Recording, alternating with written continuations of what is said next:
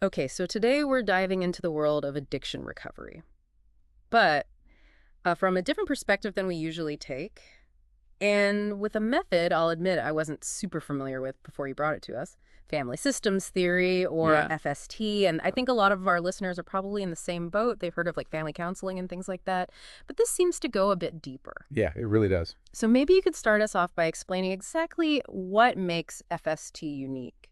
Well, you brought in some really interesting research. And it's not your typical self-help stuff. This goes way deeper because it really explores how family operates, like it's an interconnected unit, a system. So rather than viewing addiction as an individual struggle, FST suggests it's more of a family affair. Exactly. It's Yeah. like if you imagine a mobile, those things you hang, Hmm. um, Over a crib? like over a crib, with little shapes hanging down. Right. When one piece moves, what happens to the And others? they all move. They all move. Yeah. That's what happens in a family when one person is grappling with addiction. Everyone and everything is affected. So it's not about blame, it's about recognizing the interconnectedness. Exactly. It's about understanding that a family is a system, and when one part of that system is hurting, the whole system is impacted. And one of the ways FST unpacks this is through what's called the family projection process. Yeah. What exactly does that mean? So this is where things get really interesting, because it challenges us to look at how a parent's unresolved issues, things like anxiety, Hmm. past trauma, even their own history with addiction, can actually influence their children. It's like their baggage, even if unintentionally, Right. becomes part of the family inheritance. Yes, exactly. So you're saying that these unresolved issues can be passed down? Absolutely. And it's not always intentional or conscious, Right. but these patterns, these ways of coping with stress and difficult emotions, they can become ingrained in the family system. And then you have this kind of domino effect Precisely. where those patterns and behaviors get passed down from one generation to the next. And that's where we start to see those cycles of addiction repeating themselves. Right. And it's not just about behaviors, it's about emotions too, right? Absolutely. Like how families communicate or don't communicate their emotions. That's a really important point, because communication or lack thereof is central to FST. And it brings us to two other key concepts: emotional cutoff and emotional distance. Okay, so those sound similar, but I'm guessing they have distinct meanings. You're right. They're often confused, but it's important to differentiate them. So give me the rundown. What's emotional cutoff? Okay, so let's say there's a family and they have this big blow up. Maybe it's about money or infidelity or just years of pent-up resentment. And afterwards, one member just cuts everyone else off completely. They stop answering calls, they move away, they want nothing to do with the family anymore. That's emotional cutoff. So it's like the classic scenario, the strange uncle nobody talks about. Exactly. They've literally cut off contact. It's a defense mechanism, creating distance to avoid difficult emotions or conflict. So if that's emotional cutoff, what's emotional distance? So imagine a family. They all live under the same roof. Maybe they even eat dinner together every night. But emotionally, they're miles apart.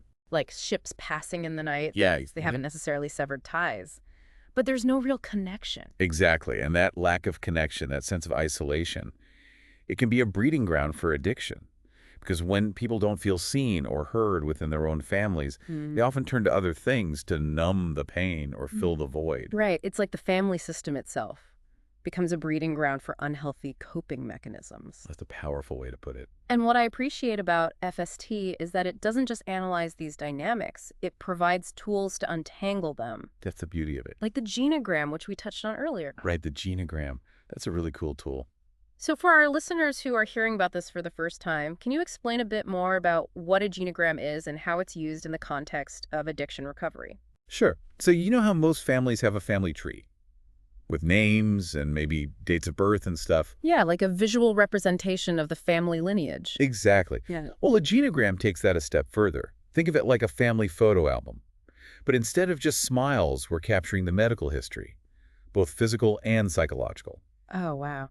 So you're looking at things like genetic predispositions to addiction, Exactly. family history of mental health. You got it. But it goes beyond just listing illnesses. Okay. We're also looking for patterns of behavior, Yeah. major life events, things like that. So, for example, a genogram might reveal a multi-generational pattern of anxiety or a history of substance abuse that goes back several generations. Exactly. And by identifying these patterns, families can begin to understand how those past experiences might be influencing their present struggles. It's like connecting the dots backward to gain clarity on the present. Precisely. And with that clarity, hopefully, comes the ability to break free from those destructive cycles. Exactly. Because once you see the patterns, you can start to change them. It's like that old saying, awareness is the first step to recovery. Exactly. So with the genogram, you're essentially creating a roadmap of the family's history with addiction.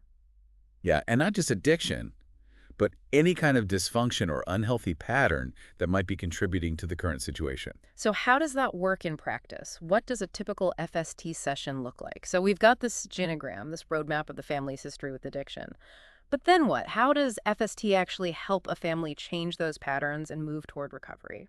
Well, like we were saying, it's not just about identifying the patterns. It's about understanding how those patterns are playing out in the present, and then using that knowledge to create change. So it's like knowledge is power. But in this case, it's knowledge plus action. Exactly. FST provides families with practical tools to transform their communication and their interactions. Which makes sense because, from what I'm gathering, a lot of the dysfunction in families struggling with addiction stems from poor communication. Absolutely. I mean, think about it. When addiction is present in a family, there's often a lot of blame, a lot of resentment, a lot of hurt feelings. Right, it's like this big tangled mess of emotion. Exactly. And when people are stuck in those emotional patterns, Mm-hmm. they often react to each other in unhealthy ways. So FST helps them break free from those patterns. And one of the ways it does that is by teaching families how to communicate more effectively. Right. So instead of interrupting each other or planning their next attack while the other person is talking. Oh, I know that one. Right. Yeah. FST encourages families to practice active listening.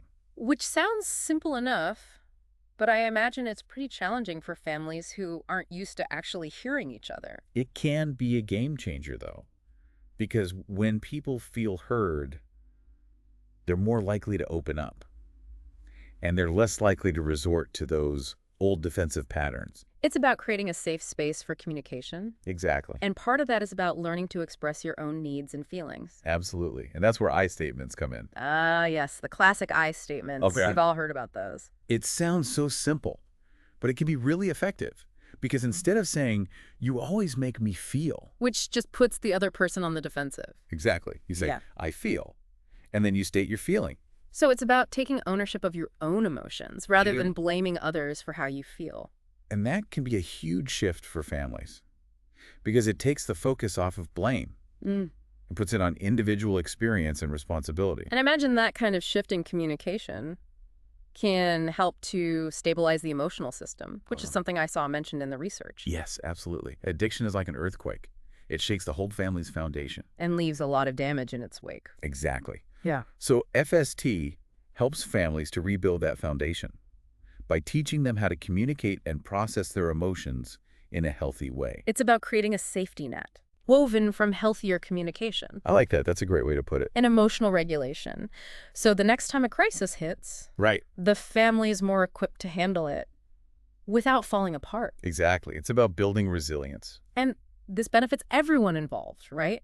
Not just the individual who's struggling with addiction. Absolutely. Everyone in the family system is impacted by addiction, and everyone can benefit from the tools and techniques that FST offers. Especially the children. Oh, absolutely. Children are like sponges. They absorb everything around them. And they're still developing their own emotional toolkits. Exactly. So growing up in a family where addiction is present can be incredibly damaging. Because those unhealthy patterns, those ways of coping with stress and conflict, they can become ingrained, like a hand-me-down nobody wants. Right. Like you were saying earlier, It's like those patterns get passed down from one generation to the next. unless someone breaks the cycle. Exactly. Yeah. And that's what FST can help families to do. By helping parents to understand how their own baggage Right. might be affecting their kids. And by giving those kids a safe space Mm. to talk about their feelings and learn healthy coping mechanisms. It's about creating a more stable and nurturing environment for everyone. Absolutely. And what I appreciate about FST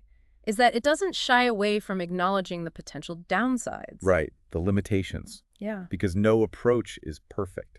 And it's important to be realistic about that. for sure. And one thing that came up in the research was this idea of short-term tension. Yeah, that's a real thing. Which makes sense, because when you're digging into family history Yeah. and bringing up past hurts, Right. it's bound to create some tension. It could be like opening Pandora's box. Or poking a hornet's nest. Right. Sometimes you uncover things you'd rather not deal with. But with a skilled therapist guiding the process, that temporary discomfort Hmm. can lead to lasting change. It's like ripping off a Band-Aid. Right. It might sting at first, but then the healing can begin. Exactly. And that's why it's so important to have a therapist who can hold that space and help the family to navigate those difficult conversations. Absolutely. A therapist acts as a mediator and as a guide, helping the family to stay focused and to communicate in a healthy way. Because let's be honest, not everyone wants to rummage through the family skeletons. True. So what happens if someone's resistant to participating in FFT? Well, that's one of the limitations of this approach. You can't force someone to engage in therapy. Right. You can lead a horse to water, but you can't make it drink. Exactly. And FST works best when everyone is fully on board. Meaning they're open to self-reflection. Yeah. And willing to do the work. Exactly. If one person is resistant, it can create a roadblock for the whole family. So it's important to address that resistance early on. Absolutely. And to make sure that everyone understands the goals of FST and what it entails. And to be prepared for the possibility that even if everyone is on board, Right. it's still going to be challenging. Oh, yeah. It's not a quick fix. It's a journey. And like any journey, it's going to have its bumps along the way. Absolutely. It can get messy. Yeah. But sometimes you have to make a mess to clean things up. Absolutely. And that's why it's so important to have a skilled therapist guiding the process. Someone who can help the family to navigate those difficult conversations and to create a safe space for healing. Especially when there's a history of trauma within the family, which I imagine is quite common in families struggling with addiction. You're right. Trauma and addiction often go hand in hand. So in those cases, it's even more important to have a therapist who understands trauma-informed care. Absolutely. Because the last thing you want to do is re-traumatize someone in the process of trying to help them. Right. It's about being sensitive and recognizing that everyone has their own unique experiences and their own pace of healing. Exactly. And speaking of healing, one thing I wanted to touch on was the research we looked at that mentioned the lack of strong empirical evidence for FST. What's the deal with that? Yeah. That's a common criticism of FST. So is it just a bunch of hooey? No, not at all. Yeah. It's just that it's difficult to study. How so? Well, for starters, family dynamics are complex. There are so many variables at play. You've got multiple perspectives, evolving relationships, and then all the external factors that can influence the family system. It's like trying to study a moving target. Yeah. And then there's the issue of measuring outcomes. Right. How do you quantify something like family connection Exactly. or improved communication? It's not easy. But that doesn't mean that FST isn't effective. Right. It just means that we need more research. To back up what a lot of therapists are seeing firsthand, Exactly. which is that FST can be a valuable tool for families struggling with addiction, Absolutely. but it's not a magic bullet. And it's often most effective when it's used in conjunction with other resources. Which reminds me, we've been so focused on FST that we haven't even touched on some of the other support systems that are out there. Right, like Al-Anon and Nar-Anon. Yeah, those seem like really valuable resources for families dealing with addiction. They are, and they actually align really well with the principles of FST. How so? Well, both Al-Anon and Nar-Anon are based on the idea that addiction is a family disease. Meaning it affects everyone in the family. Exactly, not just the individual who's struggling with addiction. So these groups provide support for the loved ones, Yes, the family members and friends, who are often overlooked. exactly. They provide a safe space Yeah. for people to share their experiences, Yeah. to learn from each other, And to realize that they're not alone. which is so important because addiction can be very isolating. For everyone involved. Absolutely. And what about smart recovery? I've heard that mentioned as well. Yeah. Smart Recovery is another great resource. It's a bit different from Al-Anon and Nar-Anon in that it's geared more towards the individual who's struggling with addiction, Okay. but it still has a lot to offer families. Like what? Well, for one thing, Smart Recovery emphasizes self-empowerment and personal responsibility. Which are both really important aspects of recovery. Exactly. Yeah. And when the individual in recovery is empowered, it can have a ripple effect on the whole family. Right, because it's not just about the individual getting better, it's about the whole family system healing. Exactly. And all of these resources, FST, Al-Anon, Nor-Anon, Smart Recovery, they can all work together to create a comprehensive support system for families. And let's not forget about SAMHSA. Right, the Substance Abuse and Mental Health Services Administration. Exactly. They have a ton of resources available Yeah. on their website and through their national helpline. So if you're feeling lost or overwhelmed, that's a great place to start. Absolutely. Wow. This has been an incredibly informative deep dive. Yeah, I feel like I've learned so much Me too. about FST and about the importance of family and addiction recovery. It's all connected. It really is. And I think the Yes. biggest takeaway for me is that no one has to go through this alone. Absolutely not. There's help out there for individuals, Yeah. for families, for everyone who's touched by addiction. And the more we talk about it, the less stigma there will be, and the easier it will be for people to reach out for help. Couldn't agree more. Well said. Well, on that note, I think it's time to wrap up this deep dive. But before we go, any final words of wisdom for our listeners? Just that there's hope. Recovery is possible, and there are people who care. Beautifully said. And thank you so much for joining us today and for sharing your expertise with us. It's been my pleasure. And to our listeners, thank you for tuning in and for being a part of this important conversation. Until next time, stay curious and keep asking those tough questions. We'll see you soon.